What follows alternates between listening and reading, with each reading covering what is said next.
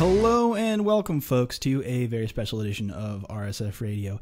You know what that sound means. I have a guest that I've been wanting to talk to for a while, actually. I've been admiring his work from afar, and I think that if you are trying to get into any kind of fighting game commentary or kind of any stat tracking whatsoever, you should absolutely follow this guy, Glenn, a.k.a. The Game It Walk. Oh, it's close. I am so sorry. I had to fuck with you just a little bit. That's okay. Because I feel like everybody has a story of how they first saw your. It's the game 2K. By the way, folks, clear that up, it's the game 2K. Yeah. You know what's funny is that before, I would say probably about before 2001, I never had a problem with anyways. They were like, "Oh, it's the game 2K." Okay, all right, that's your screen name. All right, okay, the game 2K, the game 2K. And then when I started going to more events, it was like the Gamut Walk, the game Walk, the game Tool, and I'm like, well, what happened here? I don't know what it is. Is it? I don't know. Yeah. I think it's like people not like the 2K games, kind of. Yeah, exactly. Yeah. That brand of. It might have just been because John Madden's. All right, so folks, John Madden's football gained all of the rights to the NFL. Yep. And we didn't get 2K football anymore, so we had to deal with like the 2K basketball, which was a fine game. But anyway, that's a whole other video game. This is a Street Fighter podcast. There's some weird video game history in that, which you should look up. But speaking of history and stats and football stats, sports stats in general, when I think the game 2K, we were talking about this before we hit record, but this is like a Moneyball situation. If you're not, by the way, folks, if you're not familiar with this work, check this out. I mean, the guy predicted who was going to win Capcom Cup. And we should probably start with that. Or where do you want to start with this? Because there's a lot of angles. We could start there. Or actually, if you want to go like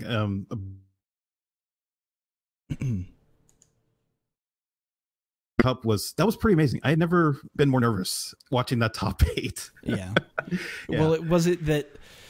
Well, I mean, that's for like a couple of reasons though, because he had been basically undefeated that entire hadn't lost a single round until top 8, until that Bonchan match, which that came out of fucking nowhere. Yeah. And that particular match, considering how things went beforehand, had me on the edge. That was like the best match of Capcom Cup, in my opinion, up until that moment, because there were things that happened after that I feel like were just as exciting. Top 8 was kind of a goddamn trip. But we should reel it back. We should reel it back and talk about your website first, because I feel like a lot of people might not know what it is you do and what we're talking. Because we're throwing out stats and numbers and talking about predictions, but what do we mean by that? So what is the game 2K? Well, the game2k.com is just a site that at first I treated it more of like just an info dump of these stats, these Street Fighter V stats that I was putting together, and I decided to clean it up a little bit and make it a little bit more presentable to anybody who wanted to just find out top 8 stats of players who competed in the CPT or Capcom Cup. I originally was learning how to code, and I decided to learn Excel and MySQL in order to build a site. I mean, I knew a little bit or enough of HTML and CSS to build something on that, but I didn't know about MySQL and Excel. So this is actually fascinating to me that you put in the work to learn it, to learn how to do. Because the way I looked at this from the outside was like, oh, this person, he's been to the show before. Like, he knows what the fuck he's doing right off the bat. Yeah. Like, he's been running these numbers for years. This is old hat. You taught yourself how to do all this stuff, huh?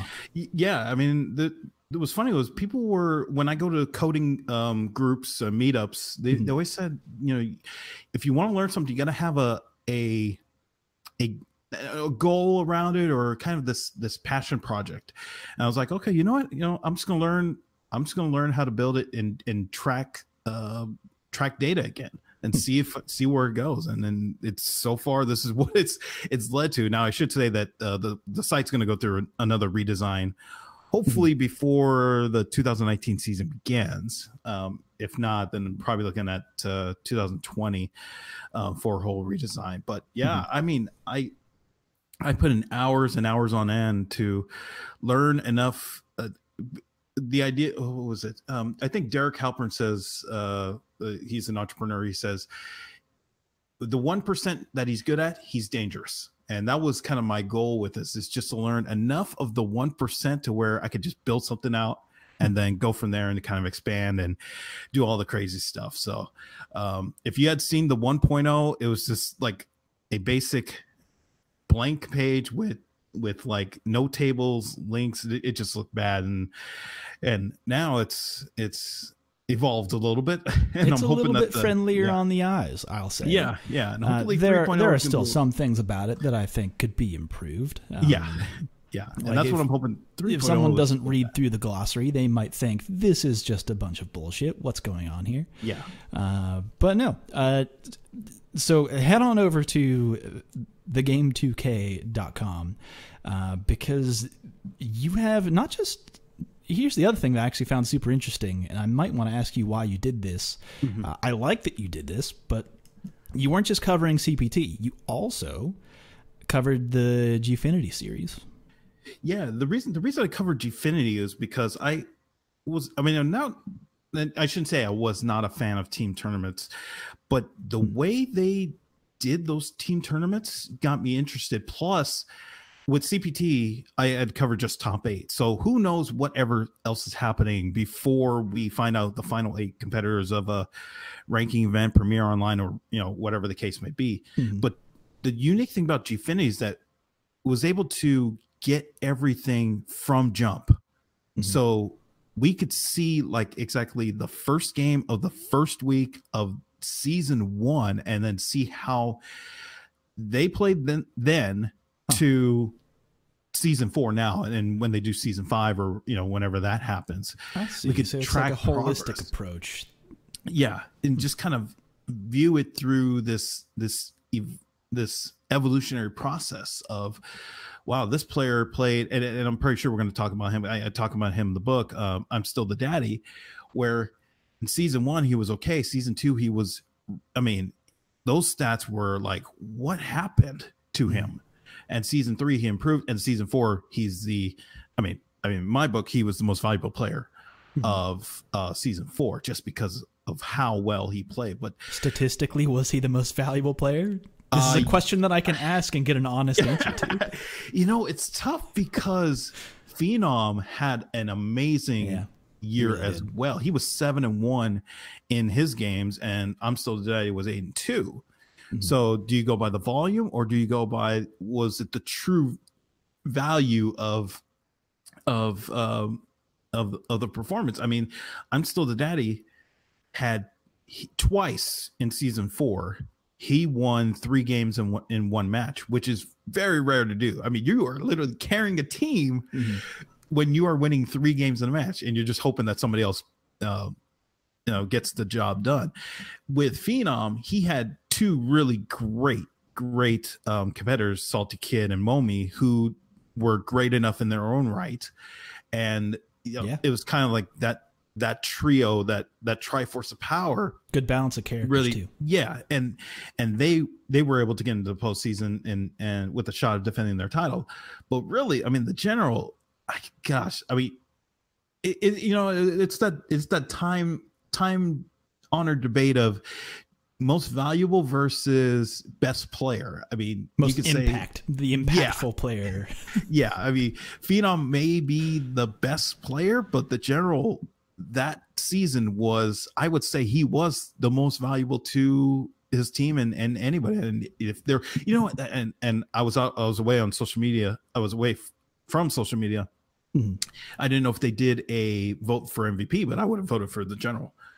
Just because of his value to Team Method. I don't think they did. Okay. They did a summary of it, which can can't remember. I could find that video somewhere and link that afterwards, but that's the only, I think that was the only post Gfinity thing that I saw.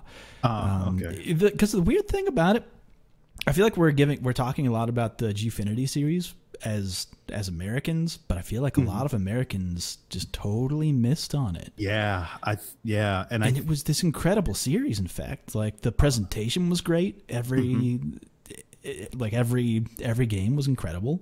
The team aspect of it, I think, was very exciting to watch, especially with Street Fighter V and the kind of game that it is.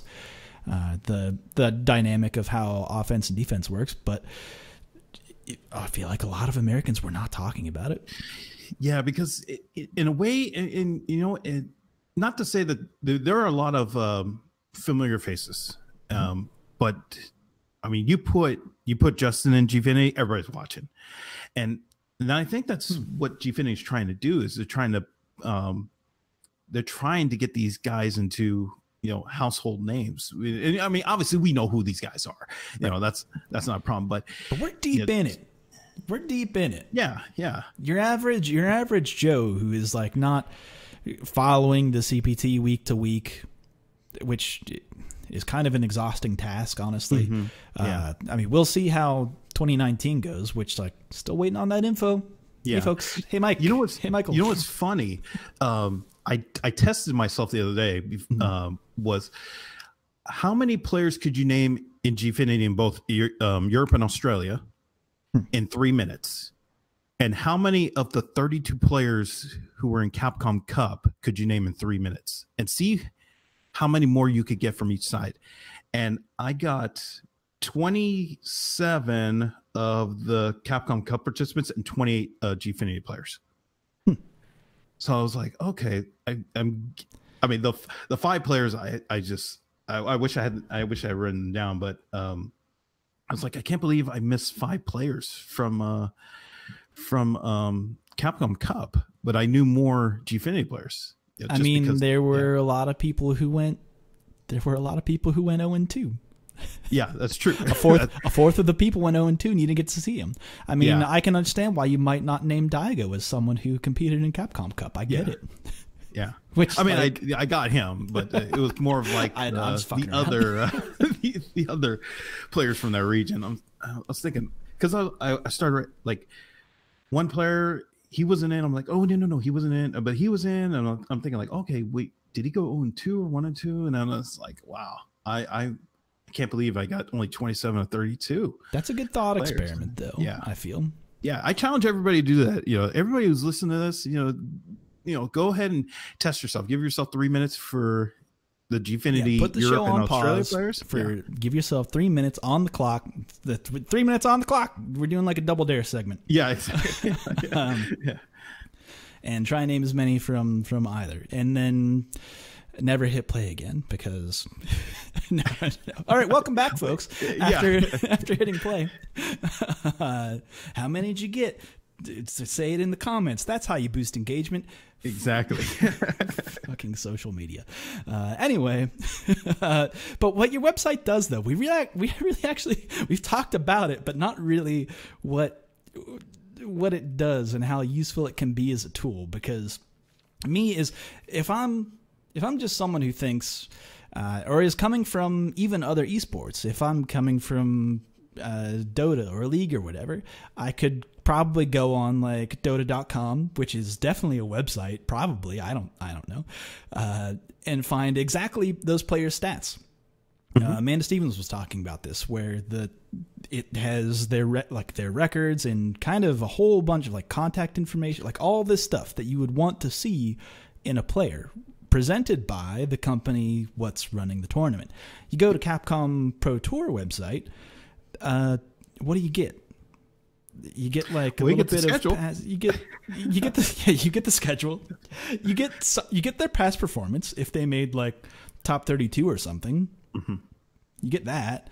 I think that's it. Honestly, like I could go to it right now, but I'm only going from memory. That's really all you get, though. Yeah, it's funny. And a lot of the leagues, they don't have, well, what they have is player pages that just tell you like their real name and kind of their favorite pizza, but they don't really dive into the numbers and what places like Winston's Lab and Overbuff and Dotabuff and OP do is say, hey, we can fill that void for you. So if you're interested, and obviously like what's really piqued my interest was I think it's the founder of Winston's Lab or somebody who's really deep into that site is now working with one of the new expansion teams in the Overwatch League. So he was able to take his idea and turn it into, I would say, a job, but kind of now he can be Daryl Morey, he can be Billy Bean, he can be Andrew Friedman, whoever your favorite stats GM is, statistician, and try to build a team based on analytics, which would be amazing. I got to remember what team he's part of, but that's going to be fascinating to see, like, because we know a lot of esports teams sign players based on they had a hype video, they're popular, but not really too many players are signed because they can be a counter to an opponent or their numbers are great, other than they win, which means they're popular. That's their stats. So right. That's going to be very. It goes by like social engagement and not so much. Yeah, that's a good point that I actually hadn't thought about. That even from like a hiring perspective, a signing perspective, that these companies who are making big investments, I think that it's a pretty big investment to be sending players all over the world, week to week, without actually having the data. I mean, they kind of have that data now with what you're doing in terms of the fighting game community. That is not talking about like Dota or whatever. But so what you've done though is that you've built a website that tracks all these stats, and you did it all through the 2018 season. And you came up with at the end of the tour, you ran a whole bracket of your predictions, and this is not just like your gut predictions. This is the predictions based on a lot of math. How comfortable are you explaining the math? And also, hey listener, how comfortable are you to listen to some of this math? So the idea behind it is, I don't know if you know of Bill James. He writes the baseball abstract. He helps the Red Sox, and I thank the Red Sox for defeating the Dodgers in the World Series. But he uses a formula called log 5, which basically pits basically batter versus pitcher or team versus team, and taking percentages and saying, okay, who's favored or who's projected to win a game or win the at bat, to win the matchup. I mean, we were talking about Moneyball before this. That's yeah. So this is going a little bit to another realm, but I saw a lot of predictive models, and I was always curious about, like, okay, if I take the numbers that I have and try to predict who would win, what could I come up with? What does Nate Silver use? I mean, I don't know what he uses for his. What do the New York Times use?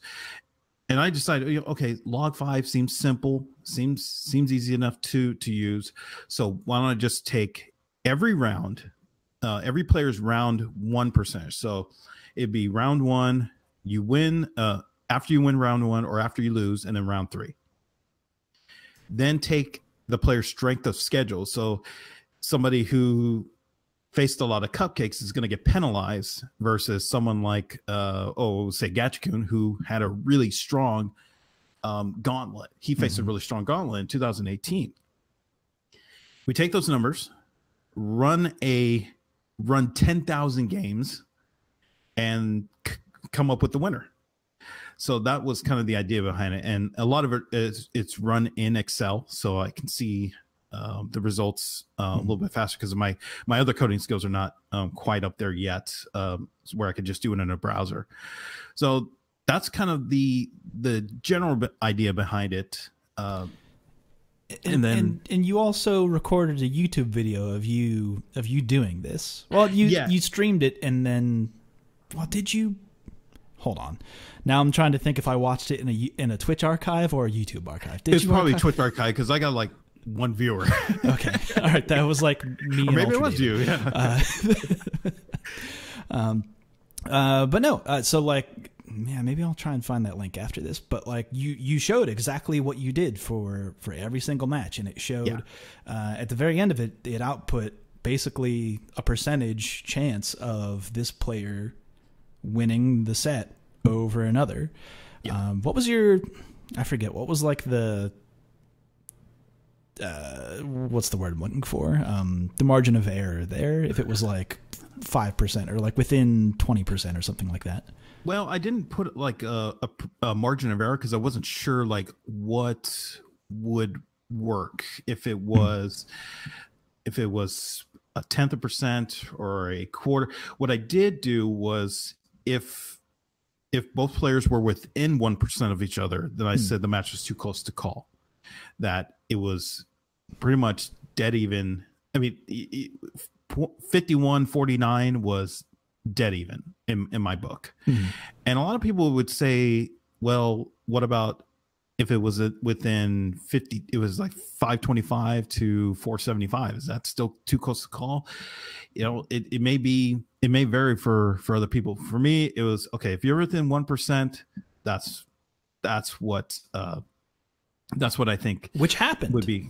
Yes, there was one. It was, oh my gosh, was it CJ Truth versus? Was it Fudo and Chris T? It might have been Fudo and Chris T. There was a lot of too close to call matches, but there was one where, and I should say that for this year I did 10,001 games.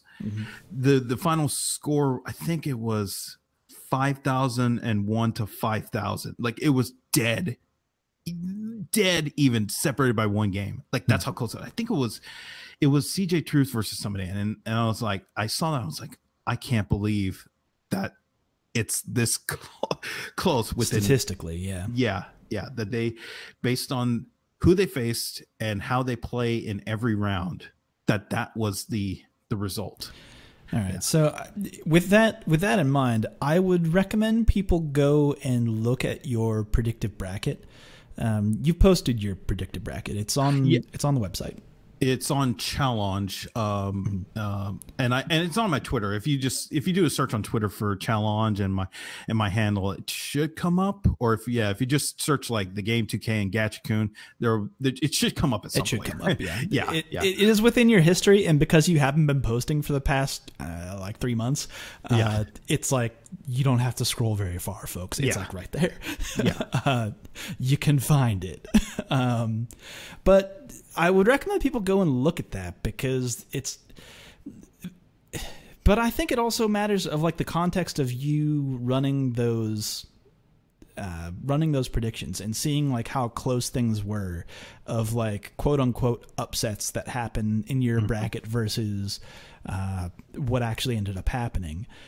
So I kind of want to ask you, like, were there any upsets that like threw up a red flag to you?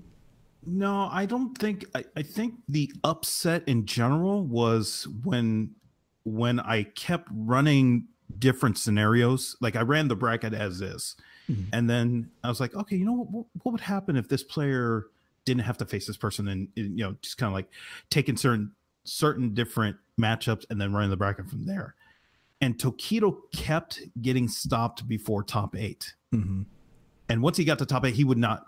Like, he was done. He couldn't win. Could not progress. Yeah, and I'm thinking, like, what happened here? Why does the computer not like Tokido? He was 40-14 in top 8 matches. He had the most wins of anybody. He had a great season. Yeah, he had the most unbelievable season of anybody. I mean, you put his up against Punk 2017. I mean, it's there. And I'm like, this, he did this and he can't get to top 8. The computer doesn't like him. I'm like, okay, what's happening here? And that goes to kind of the reason why I needed to do some, I guess, self-acceptance with the projection. It was, when I first built it, I was like, okay, I want every match to be correct. I wanted to, to get me top 8, and then I'm going to start sending money to somebody, and we're going to start betting on.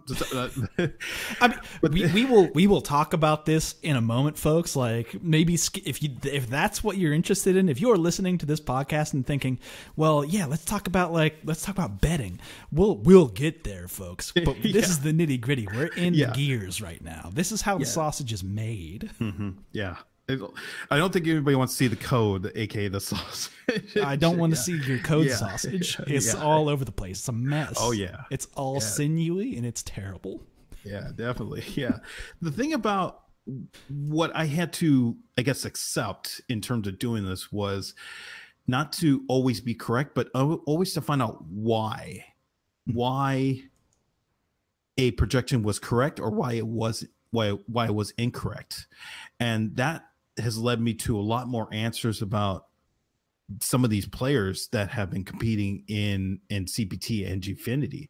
The one thing about like Tokido was, I have his numbers here, and his winning percentage in the first 3 games of you know what, actually let me pull it up here, but I think while I pull that up here, another player that really defied the odds was Itazan. And what I noticed with him last year was when he was defying the odds, it was because he would lose a lot of rounds. I mean, he would lose 50% health very early in rounds. And that's how he would go on to lose. That's how Abigail works. Yeah. And then he would somehow lose those rounds. But in the rounds that he won, he was able to come back from that early deficit and win. And so he was defying the odds there. I'm like, oh, okay, now I have to be aware of that when I'm looking at his stats right now, and it's his below 25% comeback rate is like crazy higher than anyone else's. Like it's ridiculously higher. Yeah, and that's just the power of Abigail. I mean, people, what's funny is people always ask me, Zangief, to be fair, like that, not in that particular season. I think Zangief it might be that way in this season, which is why he switched back to Zangief, but that's a whole other conversation. He tends to play those characters. He's done some really good interviews that like make him out to be a very good gambler. Watch the Born Free interview with Itabashi, and it all makes sense of like, oh, he's just like super good at betting. Like his bets are he lets it ride, and it's so good. Yeah, and that's when he defies odds. I'm like, oh my gosh, I just have to say, okay, the projection said this guy was going to win, but it ends sometimes you just have to throw it out and say, okay, what if I turn these 2 numbers into this, maybe it's closer. And that's what sometimes that's the case. And like Tokido, I mean, like, okay, this surprised me when I looked it up after Capcom Cup was over. When they're in games, in rounds, after, or I should say before somebody takes a 2-0 or 2-1 lead, his winning percentage in rounds is 555. Yeah. And I'm like, what? It's 555 whether he takes the lead or his opponent takes a 2-1 or 2-0 lead. In every game after that, his winning percentage in rounds is 618. So almost a 60 well, it is a 60-point jump in wins. So he was 11-10 when he was behind 2-0 or 2-1 in a match. He won 11 matches when he fell behind 2-0 or 2-1. And that was it right there. And so the idea behind that was the computer did not like that he was always falling behind early in the games, because obviously you're going to get 3 guaranteed games, which was the case with those. With those. And the last 2 are not guaranteed. And Tokido, basically, if he could get to those last 2 games, he was money. better than most anybody else who had qualified for Capcom Cup. But the computer said he's not getting there. So that was the reason why he didn't make top 8. And I was just stunned. I was like, there has to be a reason. Now, obviously, it got it correct that Tokido did not make top 8. Right. But I was just stunned as anybody. I'm like, this can't be correct. I think that makes sense, though, because I see him, especially in 2018, him being a very adaptive player. I saw so many instances of him. Like, I have storied instances of him adapting, like when El Chicote beat him at SCR. The very next tournament, he said, never again, never going to get bodied by a Mika like that, and then just embarrassed Fudo. Like, his adaptation, super, like, on point. Not necessarily, can't necessarily apply that to him in the his long set against Daigo earlier this year in the Kimono Michi, but that's a whole other conversation of how Daigo went in the CPT, which was 0-2. I forget, was that predicted in your bracket? I'm not sure. Let me pull it up here. Yeah, I forget some of the, like, the early 32. I think that was. I think Daigo was predicted to go somewhat far. Let me see here. Daigo. I think you had him over Punk, and then that was like the first major. Oh no, upset. I had Punk over Daigo. That was Punk versus Daigo was too close to call. Punk won, but I had Punk winning, and then Daigo went. He was supposed to face Storm Kubo, and I had him going pretty far. I actually had him going top 8. Yeah, that one I missed. That was the monkey, but also that was a too close to call match. Yes. So hard to say. Yeah. So he had a lot of too close to call matches. So in that case, if it's a coin flip, it just happens. So and then you kind of understand why. And he himself said, jet lag. He just wasn't feeling good. My computer does not, did not add in the factor of not feeling good. It's just you did or you didn't, and here's the numbers. Did Sleepy Daigo get his good sleeps? Sleepy it's like Daigo super important. Prep time Daigo. Yeah. I don't know if you've ever met Daigo, but like almost any time that I've seen him, he looks like he's zombified in a way. But I've only ever seen him in America. I haven't seen him. When we did the book Evil Moment 37, I had taken an hour with him, and he was very gracious as ever, to do the interview, and he was like, okay, I probably answered every question about the Daigo Perry a million times in the last 9 years, and we're gonna do it again. But I had explained to him that the reason I'm doing this is because 10-year anniversary and all that stuff. So that's but I mean, great person. I just it's kind of unfortunate that jet lag really just crush countered him. So he threw out a slow normal in the neutral and he got bopped for it, unfortunately. But in any event, at the end of the day, your predictions ended up being ultimately true. It did not predict, however, that Gachikun that bracket would get reset. That was like your butthole must have been so clenched when that reset happened. You must have been. Yeah, and I had thought that okay, Izan had made it this far. I know the mid round with him is just so important. So I'm just watching every mid round, and I'm thinking it's if he got down 50% health, like it's over. It's over, and that's what happened in the first set. And then all of a sudden, Gachikun just switched. He just played slower, played more spacious, and that was the difference. I'm like, okay, he's got to get somebody's going to figure out, because after that Bonchan match, I think it was a Bonchan or that was the first set in top 8. And I was like, Gachikun and Bonchan. Yeah, and that made me a little bit nervous. I was like, okay, it's not going to happen. There's just no way, because Bonchan had a day. He had a day so to figure it out. Yeah, he had a day to figure it out, and I'm like, okay, Bonchan's he couldn't do it, but that's enough intel for Fujimura to figure him out. And you would think, because Fujimura also had a stellar season. His stats were very good. Yeah, and I'm just thinking like that he must have gotten hit by volume as well. So that's it's pretty crazy that Gatchikun, who went, what was it, 10-7, just 10-7 for the year, he was above average in rounds, and he had a great strength of schedule, and the computer just said, you know what, it works. Yeah.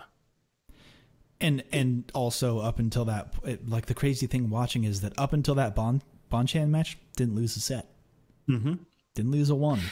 That's what got me scared, because I had said, "Oh, easy," because like the 2000, we're doing the 10-year challenge thing. 2008, we would have been like, I'm thumping my chest. I'm like yelling. I'm like, it's gonna happen today, or it's gonna happen tomorrow. Gatchiku's gonna win. He ain't gonna drop no sets. It's over. The computer says yes. We're doing. We're running around error. But I would like. When that happened, I was like, "There's just no way. He has to he has to lose at some point, and it's just he's gonna go on 2 because those 9 games, people are gonna figure out like, okay, there's a pattern there, which I think was he was playing spacious, he was slowing down time, and I'm like, there's just no way, and somehow he survived, 3 opponents, he really did. Yeah, like his top 8 is actually really exciting to watch, considering like if you had it in your that's my whole lens for watching Capcom Cup, was knowing that you had predicted this and thinking, well, he is the favorite here, but things are really it's getting close, you guys. It's getting close, fam. Yeah, and I think what really got me nervous wasn't that he kept winning, but it was that Tokido lost at some point. He lost before top 8, and that was kind of the signal that, oh no, if the computer got Tokido right, and Gatchikun's now destroying the field, because that was the signal. Tokido was the signal, because you could see that early. Yeah, that something was up with the bracket. I'm like, but man, Gatchikun is here. But I just can, what did it remind me of? It reminds me of the year F Champ won Evo for Marvel. I forgot what year it was. 2012 or 13. He had 3-0'd everybody. Yeah, up until top 8, and then top 8 was the fight, probably one of the greatest fights to win ever, just because of the gauntlet he had to keep facing. But that, it reminded me of that, because I was like, wow, he didn't necessarily, Gatchikun necessarily didn't coast to top 8, but it was like, wow, he hadn't dropped a game. He had gotten every advantage, and now those 3, the next day 2 is like, wow, now he's in a fight for his tournament life on every round, on every move. It was just unbelievable. It really was unbelievable. That year for F Champ was 2012, by the way. Okay, all right. Just had to fact check that real quick. Had to spot check that real quick. But no, that's cool. What I think that is, I don't know. It's cool that you are doing this. Like, I have to say, because you're the only one in the FGC who is. Actually, there are a few others. Oh, really? There are a few others. Yeah. Enlighten me. I'm a dullard in this situation. Yeah. So we have Tafo. I don't know if he's a really good person. You should interview him too. Sure. Tafo does. He has a whole database on melee numbers, and it is unbelievable. Like, he has it broken down by stages. I believe it's broken down by stages, characters, and game totals, which I think they call set totals over there. But yeah, it's amazing, like how in depth, and he could pull numbers like super fast. And I remember I had asked him about like, okay, how should I present my numbers? to him. He gave me some great tips on what to do as I was building the site out. So yeah, I thank him a lot. And yeah, his stuff, like everybody goes to him for melee numbers. They're like, Mango's playing Hungry Box. What's the set count? When was the last time you played? And he's got all of that. It is unbelievable. Another guy or another team is One Frame. Is that specifically for Smash and Melee? I think he does Melee. I'm not sure if he does Smash 4. Well, Smash 4's gone, but I didn't know if he did Smash 4. Yeah, or Ultimate now. But I know for sure Melee because because he has worked with some of the top players and some of the teams to get to just get some ideas of, like, I mean, obviously stages do matter and character matchups do matter, and the combination of both is really Smash is kind of a getting. I can imagine the stats there get really weird. Yeah, because I mean, the only guarantee in Melee is that if you're facing Mewtwo King and you beat him, the next game you're facing him against Asmarth on FD. That's just, it's the greatest home field advantage of all time in esports. Him following a loss on FD and him playing Marth, he has to have, like, I don't know the number, but it has to be like a 99% win rate. For those listeners who aren't familiar with Smash, FD, Final Destination. That's the big open wide stage. There's no platforms. It's just a big wide stage. And he just goes to town on him. And the thing is, every player, I'm pretty sure, knows they are going to be doing that, and they still have a tough time dealing with it. It's unbelievable. It is really unbelievable. So I didn't know that, because personally, I don't follow Smash as much to know about. I did follow Tafo before I just looked it up, looked him up. Yeah. I was like, oh no, fuck, I do follow him. So okay. No, I do. All right, cool. And I recommend people do that as well. Yeah. So another group that does stats is One Frame League, and they do general. I'm not sure if they do, like, I know they were trying to do something sort of like hits per second. Different averages. They actually helped out with the CPT point system, and they do a lot of different stats throughout the year, and I think they did help out with Tekken, which is really great. Yeah, they did. So I definitely recommend that that people check them out as well. Another group is, I think, is it Panda Global? Not Panda Global, specifically. They may have people within Panda Global who do database work, pulling. Oh, you know what? I think it is that they are the ones who do Smash 4 data. I think, and both they may Panda be doing and Liquid run data. Yeah, Team Liquid do. Yeah, I think, but so they may have their whole Ultimate or Smash 4 database of numbers. Because I remember, what was it, during Civil War? Somebody had pulled up matchup totals as that team tournament was happening, the top 8, and then Civil War itself. So they may got him from Panda Global, but I apologize. I'm not sure if it's them or somebody else. So that's. And I wish I did. Hey, no one's fact checking this podcast. Yeah. Don't worry. No one's gonna angrily get at you in any way. Trust me. Yeah. We deliver the facts here, folks. What we say is final and good and pure. Yeah. So those are the places that you can all go to find stats on fighting games in general. But what you're doing, though, I think that you're going also a step deeper. You're not just looking at the stats. You're talking to the players. And I think that sets up a potential 2019 release for your upcoming book. Yeah, so I'm coming out with a book next week. I'm not sure when this podcast is Oh, going to really? be released. But, Okay, so you're yeah. like by the way, this podcast is coming out the minute it's finished. The minute I okay. hit stop, it's gonna like go up. Okay. But I didn't know that next week. Shit. Yeah, so next week this is the reason why I've been off social media, is because I've been finishing my book. It's called Fighting with Numbers. It's the 2019 edition of the book. I did have one of the similar title last year that looked at, then it looked at numbers with the CPT and specifically Laura, because that's what got me back into tracking numbers, so to speak. Yeah. Huh. Well, because you know what always happens with every time a new character comes out, there's always these Sorry,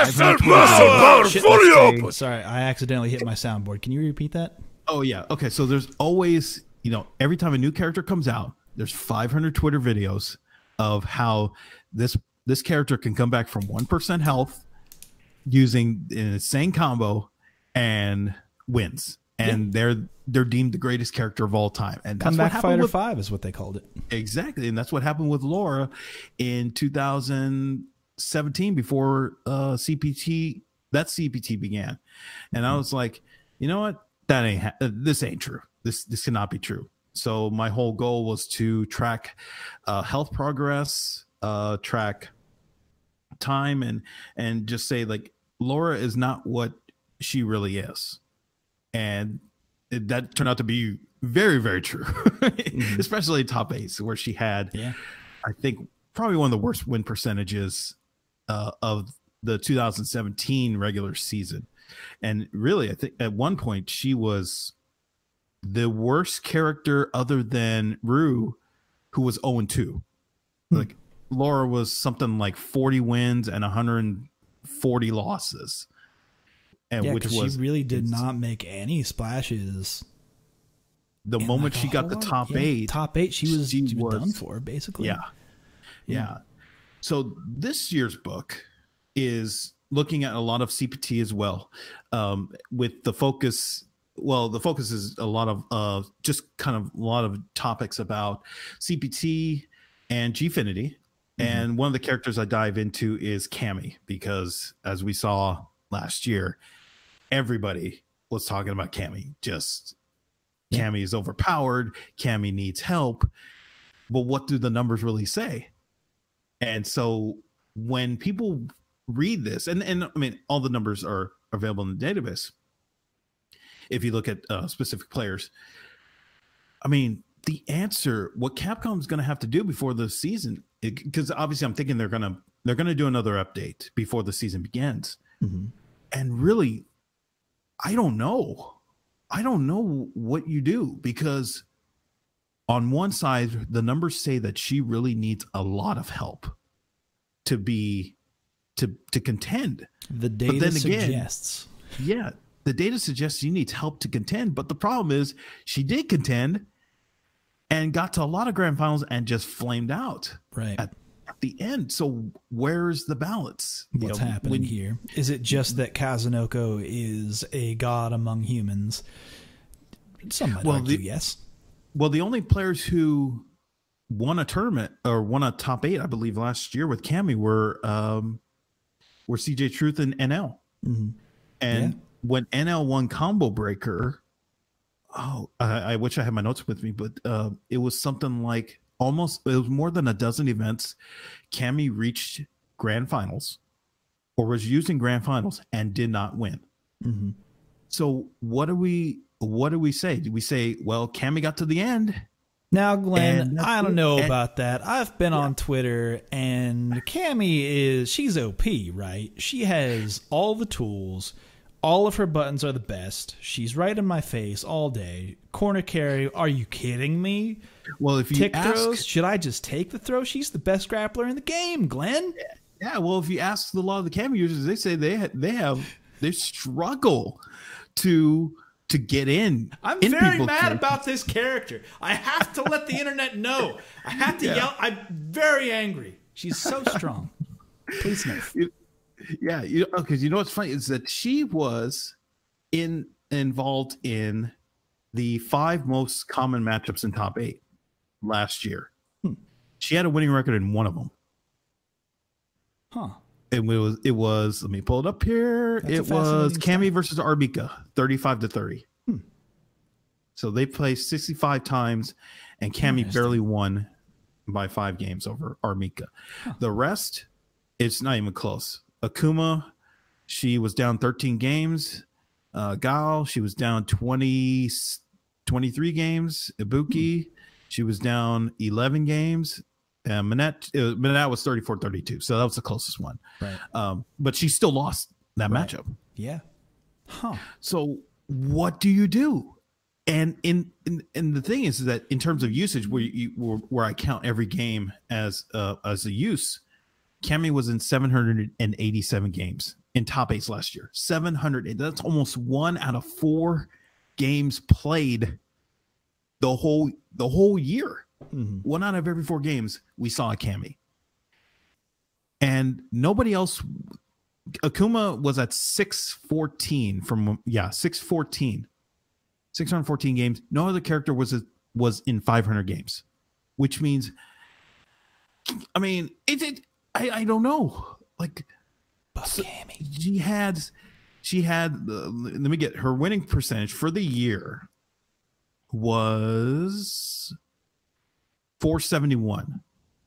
So if we look at it that way, she was bad. Yeah. Overall, she was bad against the other more common matchups. Yeah. She was bad against and you know what? The other thing too is that she got a bump. It was 471, but really CJ Truth at the end of those last 2 events before Capcom Cup, really, if not for him, it's worse. And then what? What are we doing? Because she needs help, but then again, she doesn't need help. So I've got some news for you. They gave her pretty much nerfs across the board. Yeah. And that's what I was guessing what was going to happen. Because do we nerf her because she's in so many games and it just becomes this your eyes just begin to bleed because you just keep seeing her? Or do you help her because the winning person, the numbers say she just can't match up against the because really the numbers don't lie. Characters. Yeah. I don't. It's just so. It was when I did this research. Yeah, it was just fascinating because that is fascinating because she was on the tip of everyone's tongue. Yeah. You could see it was almost every single premiere. You would see tons of top pro players being like, "Man, fuck this character." Yeah, openly and outwardly, just saying that. Yeah, but then again, it's like she's averaging her closeout rate is great. She gets a lot of leads late in rounds, but she doesn't get enough leads. So the rounds where she does get that lead and she wins, and everybody's just like, "Oh my goodness, I can't believe this is happening." But so how often is that happening? So tell me about about your book. Tell me about K-Brad. K-Brad. Oh, that was kind of the plan, was to talk about this. See, I think the K-Brad versus Louis Man match was kind of one of the more important matches of the earlier part of the year. This might have been the turning point early in 2018 CPT. Yeah. And the reason was because I don't think anybody had really thought about the point system. No. I mean, they kind of have the idea of, okay, get your wins in premieres, do well in premieres, go to Evo, and kind of just ride that wave of ranking events where you can and try to get a Capcom Cup. But the moment K-Brad lost that match to Louis Man, and I think he was up 2-1, and he lost that match, I think that's when the alarm sounded, because if it might have been after that or the next tournament where he said, like, the 2018 Capcom Pro Tour season is going to make a man out of everybody. It's going to you are going to be in the grind. I'm like, that didn't make I don't understand. And then I looked, it's like, oh, he had made 3 top 8s and he only has 12 points. And that's what it turned into. Yeah. And I was like, wow. To perform well in the CPT 2018, you had to be on it every single week. Yeah. And just to see that's why I thought that match was so important, because it's like, I don't think anybody says anything. had he won that match. I think everybody just goes around and says, okay, all right, we're just going to grind and we're going to grind and get our points. But he brought it up and I was like, and then I started taking a look. I'm like, oh, this needs to be looked at. But right. Before I could look at it, everybody already had seen what K-Bad was writing. And I was like, oh, they were already sounding the alarms. Yeah, because for context, everybody, last year, ranking events gave a lot more points. And in 2018, that one was just nipped. Yeah. Except for if you got first, you got rewarded. Yeah. Anything other than first, it kind of didn't matter if you showed up. Yeah. Yeah, and you know what's funny was in doing the research, I do talk about this in the book, was first and second place in every event. Now, you know, it's a common fear of players. It's like, well, okay, if I win and the person who gets second, if 2 second places beat a first place, you know, it's common, right? But in CPT, that didn't happen. You couldn't take 2 second places to overtake somebody who got it first place. You had to do it 2 and then some change in order to make that happen. For 3 months, and in the month I took off social media, and in, a couple months other than that, I was like, okay, there has to be another pro tour, sports, esports. I mean, whatever you may think of, there has to be another pro tour that does it, that does it where 2 seconds can't be a first. There has to be another one. I was thinking, like, is there anyone that comes to mind? I mean, can you think of anyone that comes to mind? No, I'm stumped, honestly. Yeah. So I couldn't think of it. Like, okay, maybe the FedEx Cup did it, because I mean, obviously they have like tons of players, and they go to 60 players after the cut, and then you get your wins, and and they're fighting, on different courses throughout the year to get into the FedEx Cup. ATP, all those tennis players, they go everywhere. I searched dozens and dozens of events for 3 months trying to find one.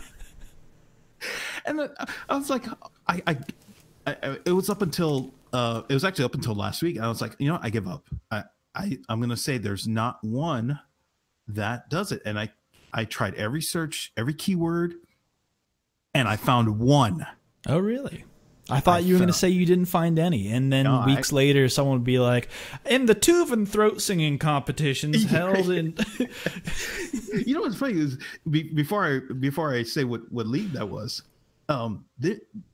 these point systems for these other leagues, sports, esports, are pretty damn amazing. Like in the let me get it here. It's the professional badminton pro tour. They have a pro tour for badminton. I can get down with some badminton. Yeah, you almost get 12,000 points for first place. I'm like, so what? I mean, you throw out that number, but like, as opposed to what, like, the second place gets 10,000 or 10,000 ish points. Right. Yeah, that's context, because you could have said, and then second place gets 20 billion furlongs, and it's like, I don't know what that means, my guy. Yeah, no, okay, that puts it in perspective, though. That's cool. So I was like, there's got to be one, and the one that was the Arc Revo Pro Tour. They, from what I saw, you get first place gets 550 points and second place gets 250 points. It was the only one. So that's the only one I found in 3 months where 2 seconds can't beat a first. And it was amazing because it's like everybody has this fear. I had this fear when I was competing long time ago in other games that were very small, where you have this fear like, oh man, this person's I just beat this person, but I can't go to the next event, so they're gonna get to grand finals again, get second, and they're gonna overtake me. Yeah, because I'm seeing here, first place gets 550, second place gets 250. 250. Yeah. So that was the only one that I could find. I mean, even like the more complicated ones, like what's the Pro Disc Golf Association has their yes. See, this is how far I went to find one. Pro Disc Golf, man. The Pro Disc Golf Association says, okay, you get I believe it's 100 points for first, 99 for second, and then all the way down. But then it's prorated based on the type of event, so you get a multiplier based on where you competed. So, like if you're competing in a world, it's Do you also get a multiplier for how many blunts you smoke during the event? Is that part of it? So I think it's 420 or something. If you clear this rip out, you get 2 times the points. Yeah. Or is it minus points because you get better? I don't know. That's buck wild. Yeah, exactly. That's a weird system. It is. Yeah. Some of these systems are, it fascinated me when I was doing the research, because it's like, these point systems have to be some of the most, I don't even know how these people keep up with it. And somehow they find a way to get their playoffs, like how CPT does. And what they do must work for them. Yeah. Yeah. So one of my suggestions was first and second have to be closer. It has to be, you just have to take that fear. You just have to set aside that fear and say, you know what? First and second have to be closer, and we just have to not worry about it, really. Let me ask you this. Were you approached at all by any, and maybe you can't legally say this, but were you approached at all by anyone at Capcom? Wink at me if yes. No, actually, what's funny was I had always, I have always, put it out there that, I'm willing to help anybody who, wants to understand the stats more. And I have gotten a couple people, just on the side saying like, can you help me out with this matchup? Or can you help me out with this matchup, but not any corporate entity or team. Oh, really? So you've had just players asking, where do I need to focus on in the match so that I can statistically do better in this match? That's awesome. Yeah. So I won't have you name names, but I will ask you off mic. We're not going to, I won't make you say that in a recorded fashion, but I'm going to know that info, folks. Yeah. I mean, I've had players and commentators ask me about. Makes sense for commentators because you want to, like, if I'm a Pro Tour commentator and I don't know the stats, then I must be one hell of a hype man. Yeah. Honestly. Yeah, I mean, yeah, it's great to get message from the commentators and players saying like, hey, do you know about this match? And I got a few of those before Capcom Cup, which was great because I was debating whether I was gonna like take a break from social media then, and then I started getting messages like, hey, we're doing research. I'm like, okay, all right, let me pull my data, and then gave them info. So you may have seen some of that. Others, I think, held it in until the show began, or just was kind of like getting an idea of, okay, this player may be over this player, so let me do some more research on player A over player B. So it wasn't really the exact stats of a player. It was kind of more like, all right, what am I focusing on? Like when everybody saw Gachikun in the bracket, they were like, okay, all right, let's focus on Gachikun, because we're always going to focus on Takedo. But if Gachikun is showing up higher in the bracket, okay, then I guess something's up. So let's see what's going to happen. So it's just kind of those Cassandra signals of okay, just be aware of this ahead of time and try to heed, not necessarily warning, but just kind of heed the call of what's going on. So yeah, I mean, anytime a player or a commentator messages me, I feel validated because I know that the work is not being done. I honestly think you should. I think the work that you've done speaks for itself. Yeah, thank you. Hey, no problem. And I am personally looking forward to this book, which is coming out next week. Apparently, are you self-publishing? Yep. It is self-published. Yep, where? That's Game Respect Game. Yeah. Game Respect on Amazon. Yeah. Which, by the way, this is hey, folks, again, sausage being made. I know that we're really getting into the sausage, but let's get a little bit more refined. Let's grind the sausage a little more. Hey, how do you feel about like Amazon switching directly to all Kindle Direct publishing and not going through CreateSpace anymore? What the fuck's the deal with that? Oh, you know, I had never even paid attention to that. I mean, the last time I used CreateSpace was for Evo Moment 37, was 2014. So I had no idea that they were making changes. They made that change this year. I mean, it's like not even a thing anymore. It's all on KDP. Yeah, I had just planned to just do an e-publish, and that was it. Yeah, no physical book, because the book is going to be short. Book, it's real nice. Yeah, it's 20,000 words, but it's definitely like much larger than last year's book by a lot. I think it's double, but fair. I guess I'll have to think about that. Think about it. Think about it. They're nice little keepsakes. Yeah. But anyway, folks, I'm looking forward to it though, and you have that slated for next week. If it doesn't come out next week, then we'll just add another week to that. I'll give a free copy or something. Yeah, it's not like you're working with a publisher that is other than yourself being like, oh dang, like spacing. I did a weird spacing on this one paragraph. Yeah, exactly. Yeah, beans. Yeah, there's no publishers telling me how do you spell Gatchakun. I think you're not sending this to an editor. I mean, maybe you are sending this to an editor. I don't know. But no. Anyway, folks. All right. So that covers the book. You've talked about your plans for 2019. That kind of covers all of our slated topics. The one thing that I might have wanted to bring up, which we don't really need to dig into, it's just something that I had been wanting to talk to you about since I saw it, which was the World Poker Tour and Esports Arena merger that happened like. At this point, this must have been a month ago. I have no idea what time. My life's been a month ago. Yeah. I've been in like, man, I have no idea what time means anymore. It feels like it's already 2020 right now to me, folks. And it is. We haven't even been like 3 weeks into 2019, and I want this year to be done. Yeah, same. Fuck. But.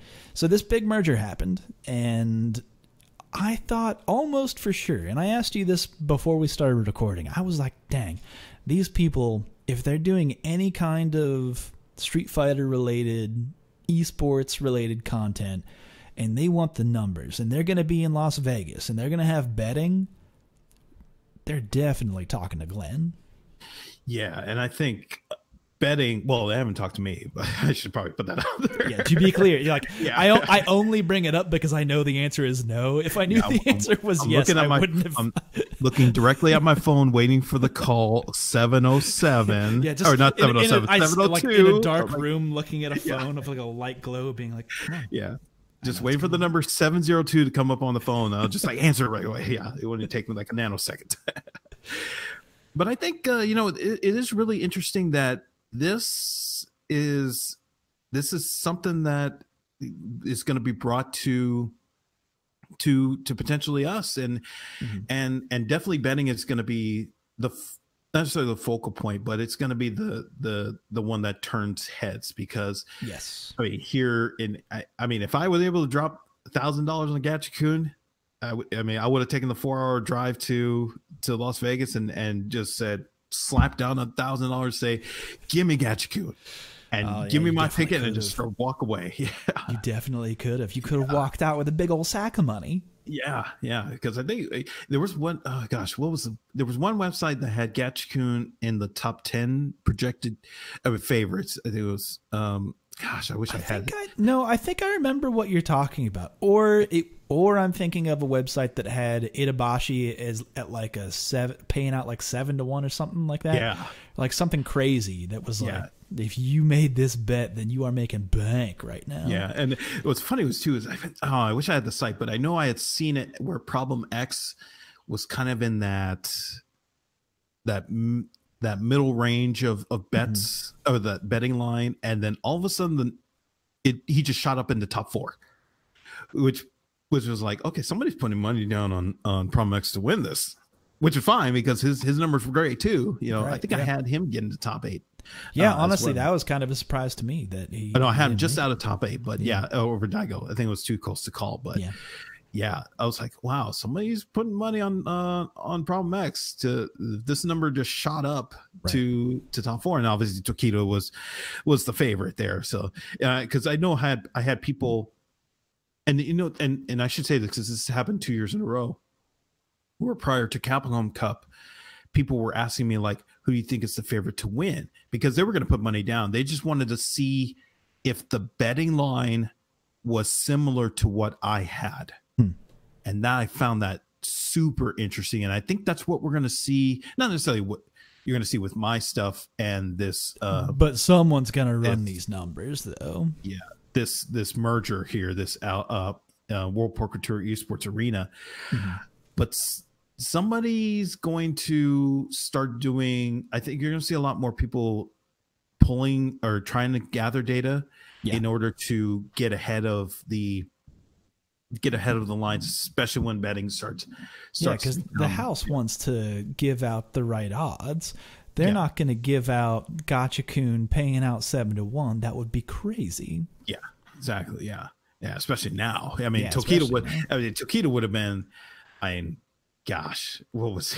I mean, he would have been so far ahead the favorite. Yeah, and when those lines I saw that he was kind of just like barely ahead of everybody, and then it just started to trickle down to everybody else. But I mean, I'm thinking like once one of these gambling sites starts collecting data, they can start pushing betting lines to another level with this with this merger here.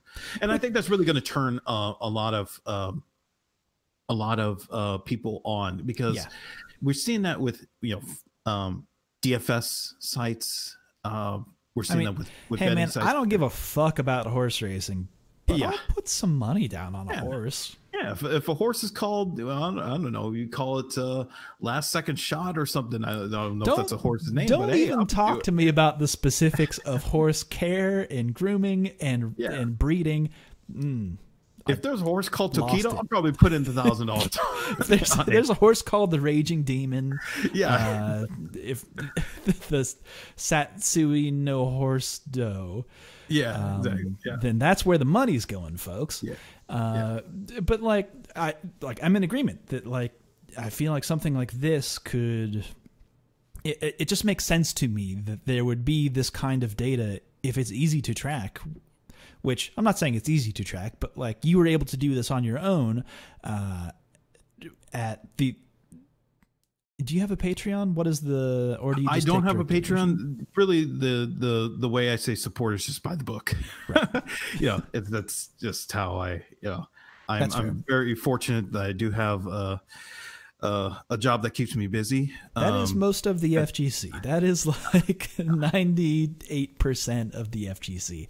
And I say that like it might be 99, in fact. Yeah. So I tried the crazy. entrepreneur thing and it didn't work out well, but I kind of decided, okay, I'm going to be smarter and pick my spots here. And the book is kind of my way of saying, okay, if you want to support, this is the way to do it. So yeah.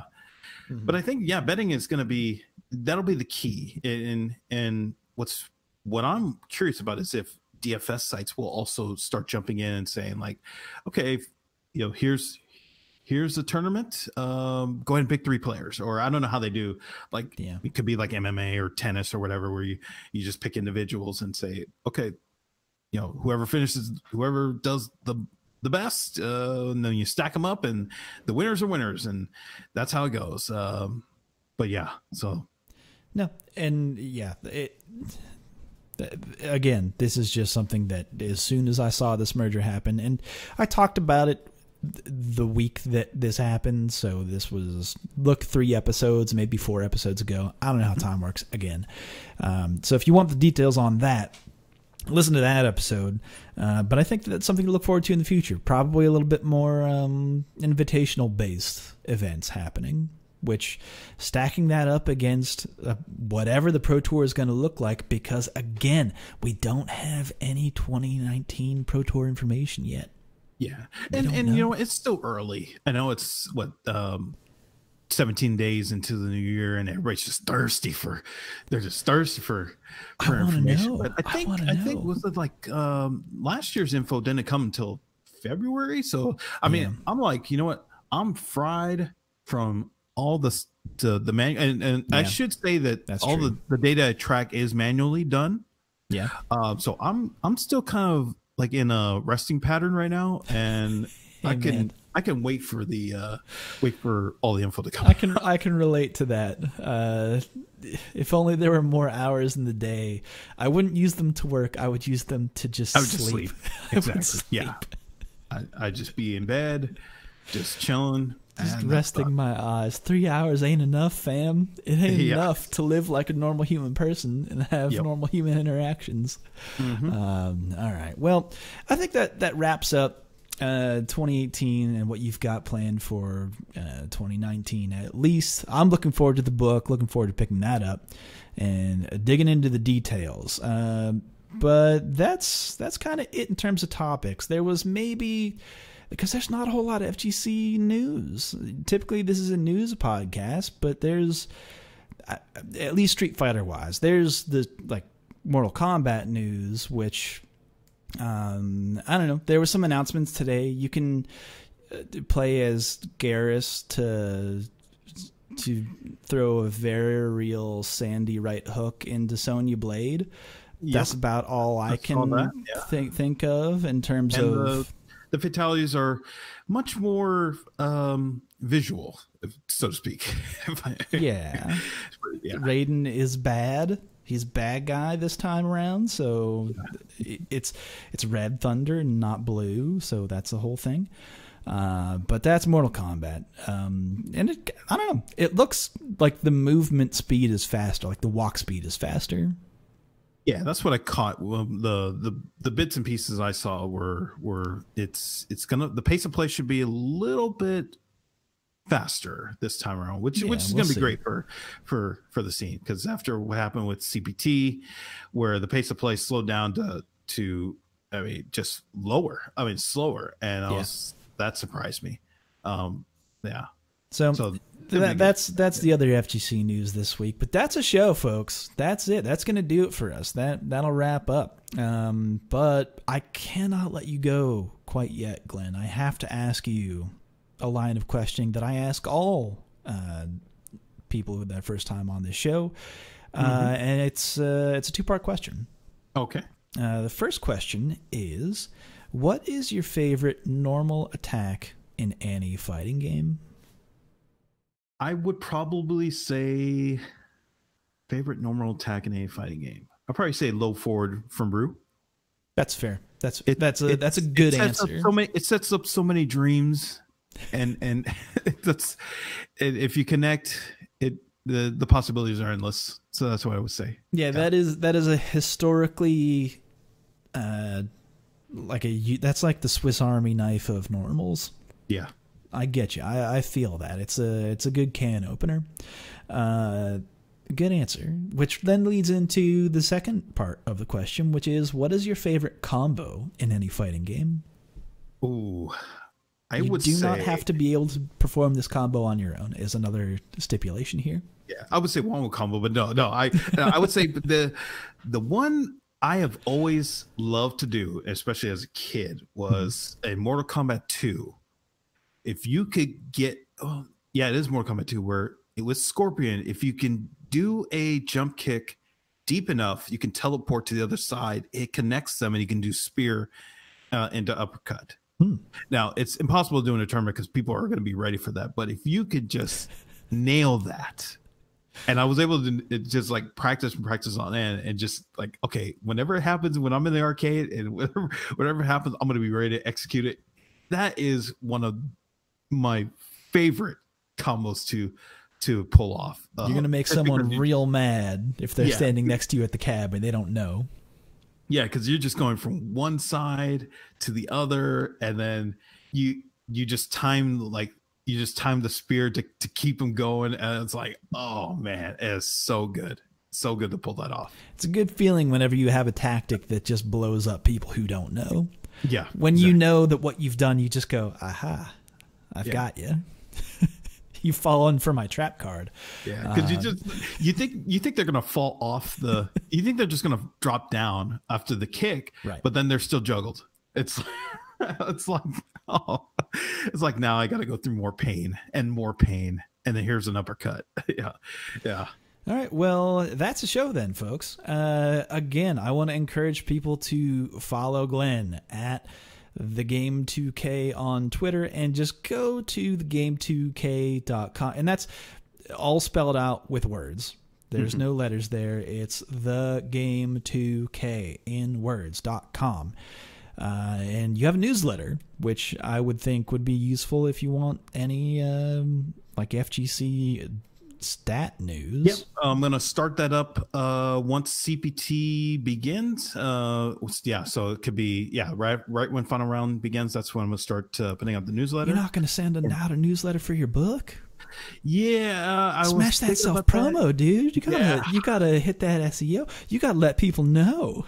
Yeah, I thought about that. I was like, you know what? I'll eat it this time around. And no, you know what? Shut up, Glenn. You fucking do it. You promise me right now that you're going to send a newsletter to everyone. All right, book. All right. Come on, man. I'm putting this down on my Google Calendar. Promote, please. Book in email. Okay. Once it's done, that's why people sign up for a newsletter. They want to know when the news is, and you're going to have the news. Go to spam. I thought they signed up just for the spam. Well, yeah, sure. That's the yeah. I only sign up to this newsletter so I can delete this email a month. Exactly. All right, folks. It has been an absolute pleasure. Thank you for taking the time to be on the show. Yeah, thank you very much for having me.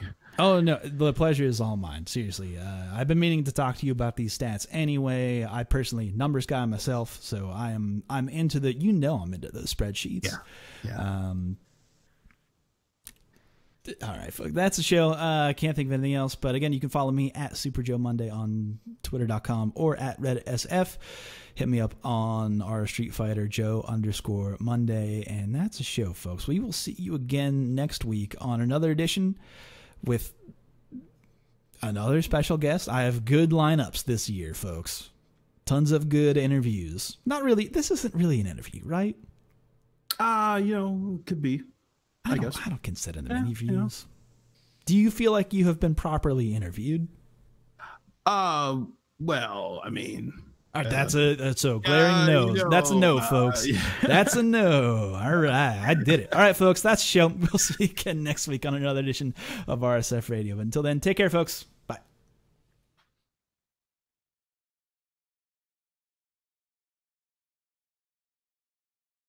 All right, you're clear.